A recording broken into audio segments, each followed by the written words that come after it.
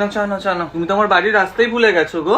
আমার মেয়ে কি হয়েছে আবার? বাড়িতে রাত্রে মাঝে মাঝে ছেলে ঢোকে, মানে তোমরা না সত্যিই পারো। একটা মেয়ের বাড়িতে ছেলে ঢুকছে মানে তোমরা নোংরা স্ট্যাম্প বসিয়ে দেবে, তাই তো? এবার আমি বলি, ওরা ওয়ান নাইট স্ট্যান্ড করতে আসে। আমার মেয়ে তো এখন এক্সারসাইজ শেখায়, একটা সারা রাত পুরো দাঁড়িয়ে কাটাতে হয়, বডির ব্লাড ফ্লো বেটার হয় ওটার জন্য। One night stand. তোমরা না একটা ছেলেকে আর কোনোদিন রিপিট হতে দেখেছো? তোমরা প্রত্যেকবার দেখবে নতুন ছেলে আসবে, কারণ ওরা এক রাতে শিখে যায়। আমার মেয়ে তো আর তোমাদের মেয়ের মতো নয় যে রাত্রে বাড়ির বাইরে থাকবে, ওই জন্য বাড়িতেই রেখে নেয়। সত্যি। আর ওয়ান নাইট স্ট্যান্ড নাইটে করবে না তো কি ডেতে করবে? আমার মেয়ের মতো না মেয়ে হয় না, ও দুনিয়ার রাজ্যের লোককে হেল্প করার চেষ্টা করছে, আর তোমরা তাকে নোংরা বলছো। এই তো কালকেই তোর একটা বন্ধু রোলের ব্যবসা খুলেছে, মেসেজ করলে আমি দেখলাম যে রোলিং পেপার নিয়ে আসিস। মেয়ে আমার সঙ্গে সঙ্গে ছুটে বেরিয়ে গেল তাকে রোলের পেপার কিনে দেওয়ার জন্য। সারাদিন খেটে খুটে রাত্রে যেই বাড়ি ফিরেছে চোখ দেখি লাল হয়ে আছে, নিজের কথা ভাবে না কিন্তু। আর তোমরা দেখো, সহ্য হয় না তো তোমাদের লোকের ভালো। আর এই যে তোমরা কদিন আগে বলা বলি করছিলে না, সারা পাড়ায় রটাচ্ছিলে না টুম্পার বরের সাথে আমার মেয়ে ব্যাংককে গেছে। কি করতে গেছে আমার মেয়ে? কি পাওয়া যায় ব্যাংককে? ব্যাং আর মুরগি। টুম্পার বরের তো ব্যাঙের মাংস মুরগির মাংসের ব্যবসা, জানো সেটা কেউ? ও একা মানুষ অত মাংস আনতে পারে? আমার মেয়ে তো গেছিল হেল্প করার জন্য, বয়ে বয়ে সব এনে দিয়েছে।